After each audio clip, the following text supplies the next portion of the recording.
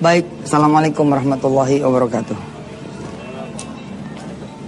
Kemarin saya sudah janji kepada saudara semua akan membahas ayat 129 Surah At-Taubah. Hasbiyallah La ilaha illallah Alaihi tawakkaltu wa huwa rabbul arsyil azim. Kepadanya lah aku berserah diri dan dia adalah pemilik arsy yang maha agung. Dari kemarin kita bicara tentang hasbi Allah. Kalimat inilah yang harusnya ada di hati kita, di pikiran kita. Dan kita genggam terus kalimat ini. Kita gigit kalau perlu supaya tidak keluar lagi dari mulut kita, lisan kita, pikiran kita, hati kita. Hasbi Allah, cukup Allah bagiku. Bukan berarti kita nggak perlu sama yang lain. Kita perlu sama yang lain. Tapi kita nggak butuh pertolongannya. Kita hanya butuh pertolongan Allah semata. Ketika kita ketemu dengan persoalan hidup, permasalahan, kesempitan, kesusahan, problem, kita tidak biasa kembali kepada Allah.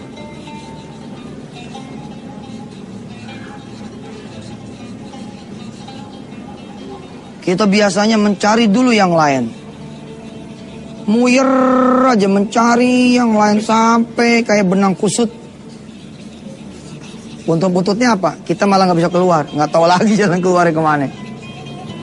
Nggak berhenti nih tangan saya nih, mesti di stop, pegangin.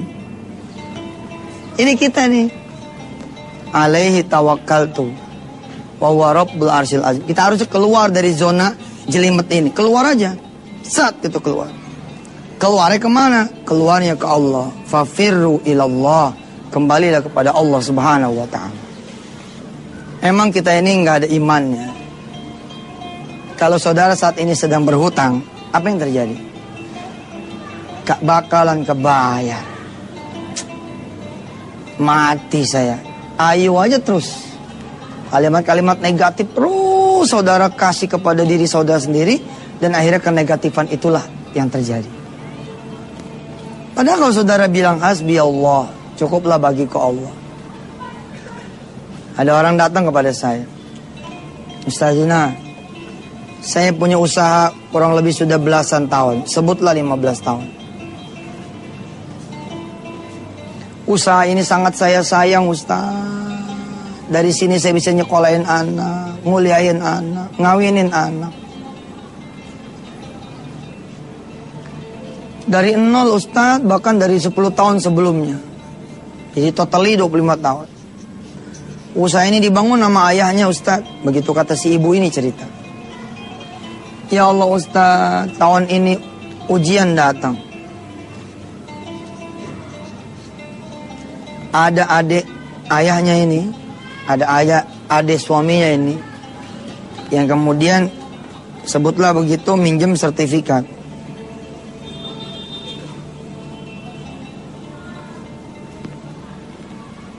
Sertifikat ini digadaikan, sedangkan sertifikat ini adalah seluruh aset yang berdiri di atasnya bisnis yang sudah dibangun 15 tahun. Tidak bisa disita, terlambat mengetahui, keburu gede, keburu nggak bisa kebayar. Lalu yang bikin parah adalah suaminya ini merekomendasikan lagi adiknya ini kepada orang lain, sehingga muncul lagi sertifikat yang lain sebagai tanggungan dari si suami tersebut.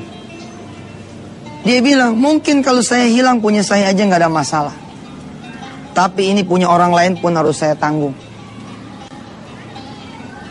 Saya pernah hidup seperti ini saudara. Apa yang saya katakan kepada Allah? Bagimu ya Allah, Masalah satu sama masalah dua sama aja. Apa susahnya bagi Allah kalau Allah mau menyelesaikan kedua-duanya masalah? Jangan lagi 2, 4 lagi nih masalah. Ternyata ada sertifikat lagi di sini, ada sertifikat lagi di sini, ada mobil lagi di sini mesti diganti, ada motor lagi mesti diganti, semua total. Kalau Allah berkehendak maka terjadilah. Bangun kepasrahan. Ucapkan kalimat ini, hasbiyallah, cukup bagiku Allah. Kalau Allah menghendaki, Allah bisa memberikan saya rezeki yang cukup untuk menebus sertifikat saya. Dan sertifikatnya orang-orang lain yang digadaikan oleh ipar saya. Katakan seperti itu. Enggak akan terjadi benang kusut karena ini kita serahkan kepada Allah Subhanahu wa taala. Udahlah, saya mah terserah Allah aja. Nanti pabrik saya sama rumah-rumahnya mau disita. Nanti rumah orang, sertifikat orang harus saya ganti. Ya saya ganti. Nanti bakal jadi pengadilan, bakal jadi polisi. Jadi pengadilan polisi, terserah sajalah.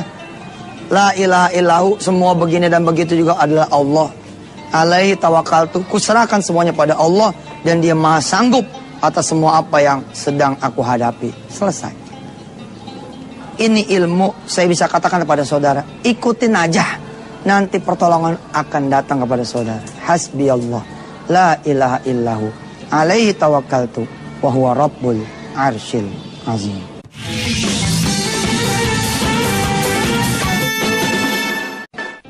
Saudara-saudara yang dirahmati Allah, di mana letak ikhtiar kalau begini ceritanya? Apa yang harus dilakukan oleh seseorang untuk berikhtiar? Saudara, apa sih yang bisa saudara lakukan? Saudara minjem, itu kan yang saudara sebut sebagai ikhtiar. Kalau memang meminjam saudara sebut sebagai ikhtiar, fadhol, silakan jalan meminjam. Tapi jangan jadikan pinjaman itu sebagai Tuhan saudara. Jadikan sebatas ikhtiar saja. Ikhtiar itu bukan Tuhan. Apakah kalau saudara dapat pinjaman, lalu saudara tutup bank, kemudian sertifikat saudara dan aset-asetnya tidak akan melayang? Belum tentu. Ente lunasin itu. Kemudian malah api yang mengambil ente. Habis juga. Percayalah. Tidak ada yang bisa mengambil kecuali Allah Subhanahu wa taala. Tidak ada yang bisa mengambil apa yang sudah Allah berikan kepada tangan seseorang kecuali Dia sendirilah yang sudah memberikan. Dia yang mengambilnya dengan cara apapun yang Dia kehendaki. Jangan melawan takdir.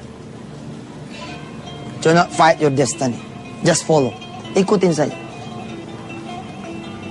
Tutup buku dan saudara rangkul istri, iya mah. Alhamdulillah, betapapun kita sudah selesai 15 tahun. Anak sudah pada gede, tinggal yang kecil, yang nyantre. Mau diapain? Allah sudah memberikan kita 15 tahun. It's enough, cukup buat kita. Kita sujud aja mendingan. Kita terima kasih kepada Allah Subhanahu wa taala. Kalimatnya diganti. Bukan, ya Allah kenapa? Pernah ikut kan chatting dengan Pepeng kan? Apa kata Pepeng waktu itu? Kita nih senantiasa bertanya, oh my God, why me? Ya Allah kenapa aku? Lalu kata Pepeng, Allah jawab, why not? Lucu juga sih. Why, emang kenapa enggak gitu? Iya bener juga, kalau Allah udah bikin hilang, hilang. Tapi kalau saudara pasrah, maka yang terjadi akan seperti ini. Saudara diusir nih dari rumah kontrakan. Jangan ngelawan. Ngerumah saja, emang nggak bayar, mau diapain? Koreksi diri. Iya juga ya, pantas juga saya diusir dari kontrakan ini. Wong saya nggak pernah sholat malam di sini. Saya jarang sholat subuh. Ngaji juga setahun sekali, kayaknya cuma awal Ramadan doang. Puasa apalagi, ya Allah, nggak ada kebaikannya sama sekali. Baik ya Rob. Kalau memang untuk menebus dosa saya harus meninggalkan kontrakan ini.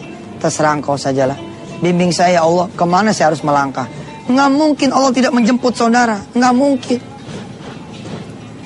Di hari saudara keluar dari rumah, begitu keluar teman datang. Mau kemana man? Bawa tas sama bini begini lengkap. Alhamdulillah, saya hari ini udah nggak boleh lagi pakai rumah ini. Lalu diusir. Ya begitu dah. Lo nggak bayar. Iya. Subhanallah. Ya udah, yang sabar ya. Assalamualaikum. Ya, kirain mau dijemput. Kata Ustadz mau dijemput. Ya tenang aja dulu. Tenang aja dulu. Ini kan malaikat Allah nih, verifikasi data. Ini verifikasi data. Minas sobirin amla. Dari golongan orang yang sabar atau tidak? Minas syakirin amla. Dari golongan orang yang bersyukur atau tidak? Ternyata malaikat lapor di ujung sana. Rob, tadi sudah saya tegur dia. Kenapa diusir? Ya mas, saya nggak bayar. Kamu marah sama yang punya? Enggak lah, orang saya nggak bayar. Terus mau kemana? Ya saya mau coba cari masjid. Kamu tahu kesalahan kamu apa? Kayaknya sih tahu mas. Apa selain nggak bayar? Ya saya pernah berzina. Saya pernah minum-minuman. Jadi susah kayak begini. Ya saya bertobat kepada Allah. Nah Allah kabulin. Ini belum tentu nih tukang ojek biasa. Belum tentu teman biasa. Belum tentu saudaranya biasa. Belum tentu kerabat dari manusia biasa. Bisa jadi inilah malaikat Allah melakukan verifikasi data. La ilaha illahu. Tidak ada yang bisa mengusir kecuali Allah sendiri yang mengusir.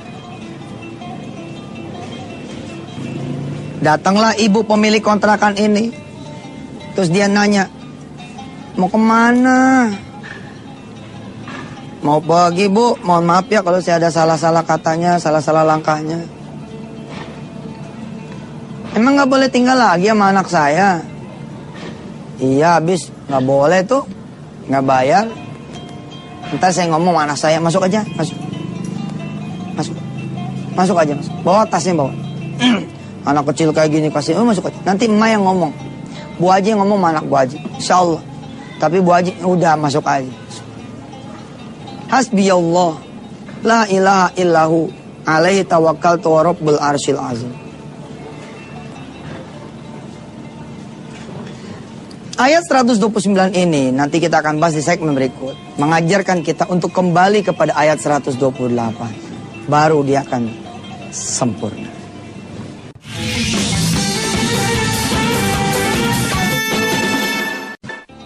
Kembali lagi pemirsa di Wisata Tian TV bersama saya Yusuf Mansur. Alhamdulillah. Terima kasih banyak buat para donatur PPPA yang telah memberikan sumbangsinya, partisipasinya, donasinya untuk program-program pembimbingan penghafal Al-Quran. Terima kasih juga buat para wali-wali santri inden, saudara-saudara yang mengatakan bahwa dalil Quran hanya milik orang kaya, salah besar.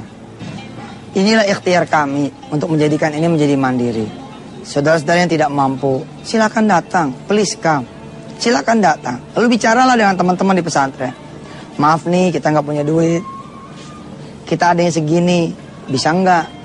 Atau malah nggak punya duit sama sekali, bisa nggak saya nyantren? Tugas kami membuat anak-anak saudara itu menjadi sekolah. Tugas kami dan tugas kita semua untuk nyekolahin mereka-mereka yang tidak punya duit, tidak punya biaya. Izinkan kami mengurus anak-anak saudara semua, insya Allah. Yang punya duit bayar, gitu aja, selesai. Kembali lagi pemirsa. Hasbiyallahu la ilaha illahu alaihi tawakkaltu wa rabbul arsyil azim. Enggak cukup dengan kita bilang gua sih pasrah, tapi enggak sholat juga. Gua sih pasrah, enggak duha juga. Gua sih pasrah, enggak tahajud juga. Gua sih pasrah, enggak sabar juga. Gua sih pasrah, enggak ikhlas juga. Contoh, saya ikhlas Pak Ustadz. Masalahnya rumahnya punya mertua, itu namanya enggak ikhlas. Ikhlas polanya udah.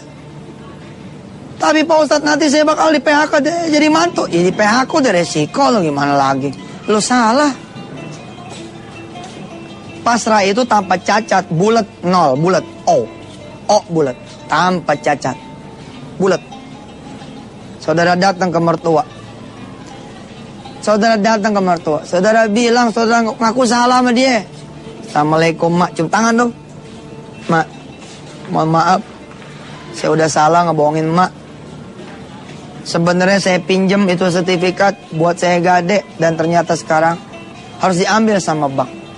Belum tentu mertua ngusir. La ilaha illahu. Bukan mertua yang membuat ente jadi bubar rumah tangga, tapi Allah. Bukan mertua yang membuat ente berpisah dengan anak ente alias cucunya, bukan, tapi Allah. Maka Allah pula yang bisa kemudian merekatkan, memaafkan, memaafkan, memberikan kasih sayang.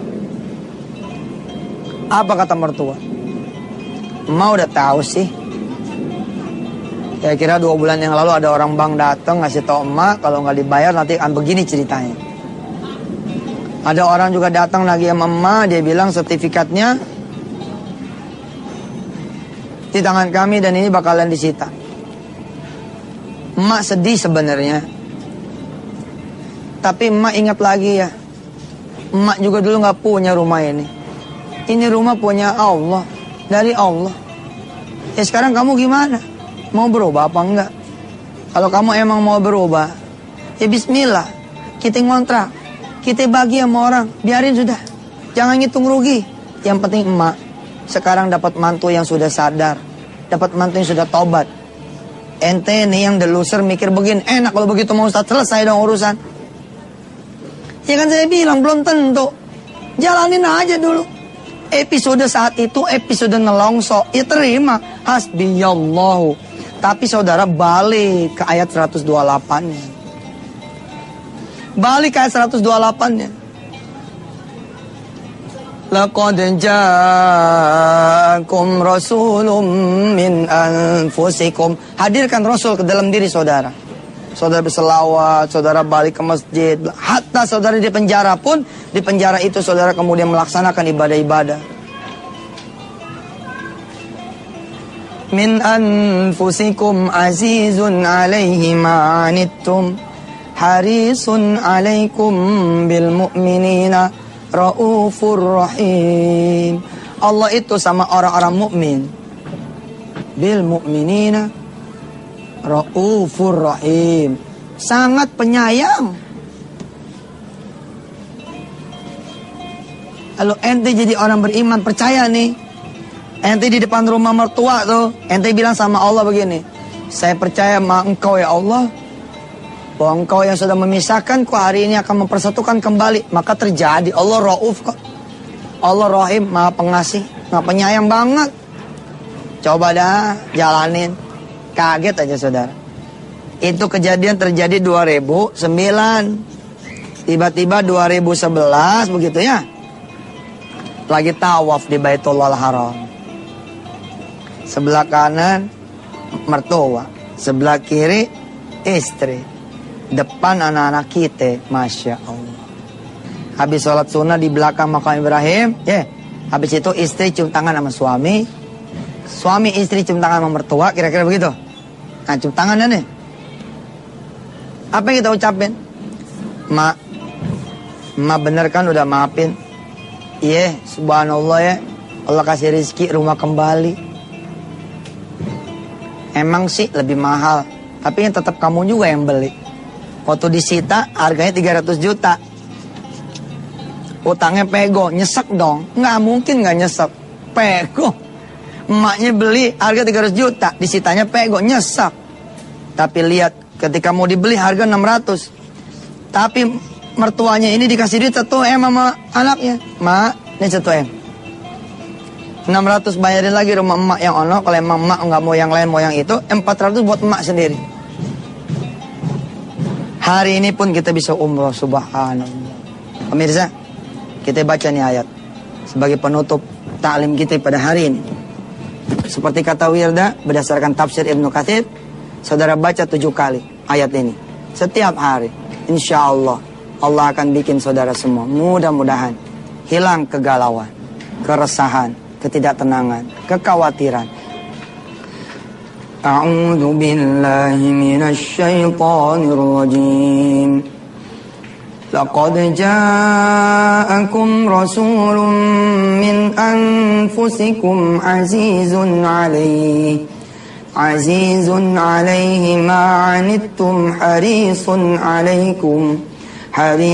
'alaikum bil mu'minina raufur rahim.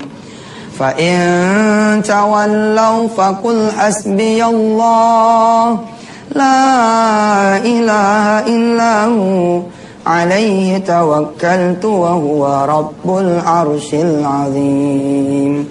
Shadaqallahul azim. Saudara, jangan lewatkan khataman Quran harian lewat www.santritafis.com. Mudah-mudahan pahala milik Antv juga dan milik kita semua. Sampai ketemu lagi besok hari Senin. Saya Yusuf Mansur. Mohon maaf lahir batin. Dan doakan saya, mudah-mudahan saya juga menjadi orang-orang yang senantiasa menyebut hasbi Allah. Cukup bagiku Allah. Insya Allah. Mudah-mudahan kita benar-benar cukup sudah hanya dengan pertolongan Allah Subhanahu wa taala semata. Jazakumullah ahsanal jaza. Hadanallahu iyyakum ajma'in. Assalamualaikum warahmatullahi wabarakatuh.